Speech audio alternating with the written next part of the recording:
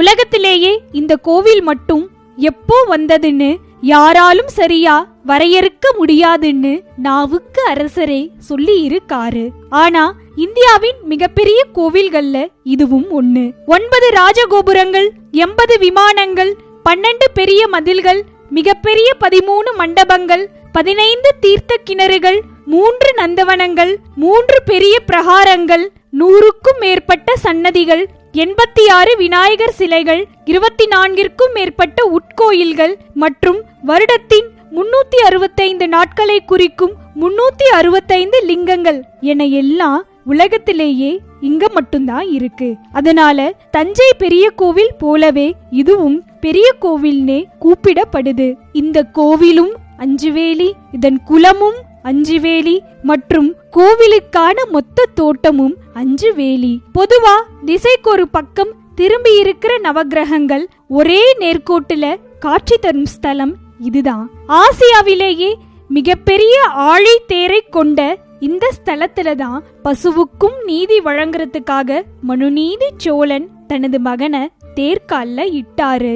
தியாகராஜ சுவாமிகள், முத்துசுவாமி தீட்சிதர், ஷியாமா சாஸ்திரிகள் என கர்நாடக இசையின் மும்மூர்த்திகள் அவதரிச்ச இத்தலத்தின் வரலாறு இன்னும் சரியா அறியப்படல. இதற்கு சான்றா நீ திருவாரூர்ல கோவில் கொண்டது என்னாலோன்னு திருஞான சம்பந்தரும் தனது 10 பாடல்கள்ல பாடியிருக்காரு. இருந்தாலும் இங்க சிவனுக்கு வன்மீகி நாதர், தியாகராஜர் அப்படின்னு 2 சன்னதிகள் இருக்கு. இதுல புற்றிலிருந்து சுயம்புவா தோன்றின சிவபெருமான் புற்றிடம் கொண்டாருன்னு நாவுக்கரசரால அழைக்கப்படுறாரு.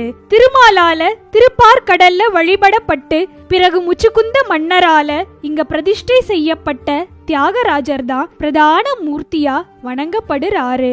ஆனாலும் அவருக்கு அபிஷேகங்கள் கிடையாது. இந்திரன் பூஜித்ததா சொல்லப்படும் சின்ன மரகத லிங்கத்துக்கு தான் 3 கால பூஜைகளும் அபிஷேகங்களோட நடைபெறுது.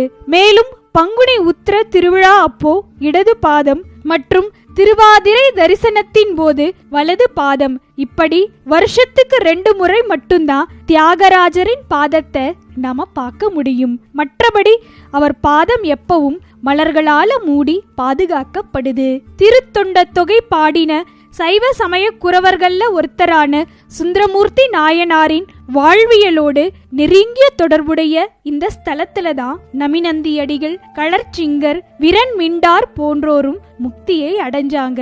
சோழர்கள், பாண்டியர்கள், பல்லவர்கள், நாயக்கர்கள், மராத்திய மற்றும் விஜயநகர அரசர்கள் என 60க்கும் மேற்பட்ட மன்னர்களின் கல்வெட்டுகள் காணப்படும் இக்கோவில் புகழ்பெற்ற மாமல்லபுரத்தையும் நிறுவிய மகேந்திரவர்ம பல்லவன் காலத்துல செங்கல் கோயிலாகவும் இருந்திருக்கலாம்னு ஆய்வாளர்கள் சொல்றாங்க.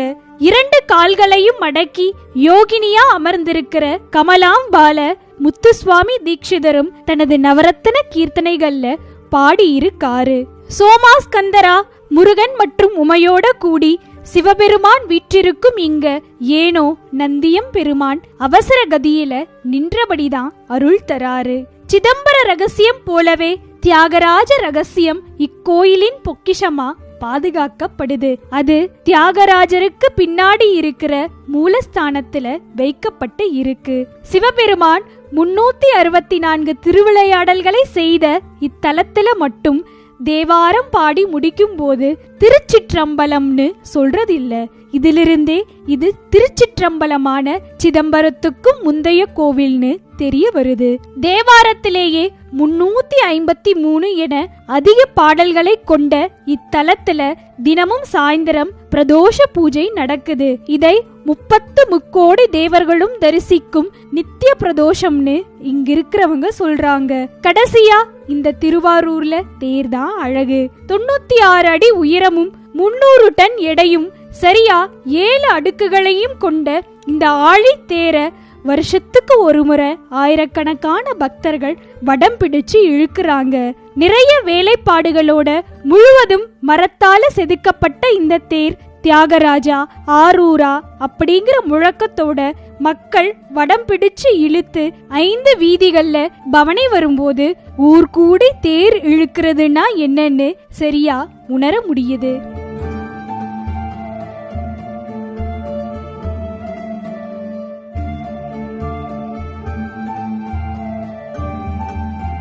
இன்னும் இது போல ஒரு நிமிஷம் கோயில் எதுன்னு சொல்லவே இல்லையே. அடப்போங்க, இன்னுமா நீங்க கோயிலை கண்டுபிடிக்கல? கண்டுபிடிச்சவங்க மறக்காம கமெண்ட்ல தெரிவிங்க. கூடவே டெம்பிள் ரகசியத்தையும் சப்ஸ்கிரைப் பண்ணுங்க.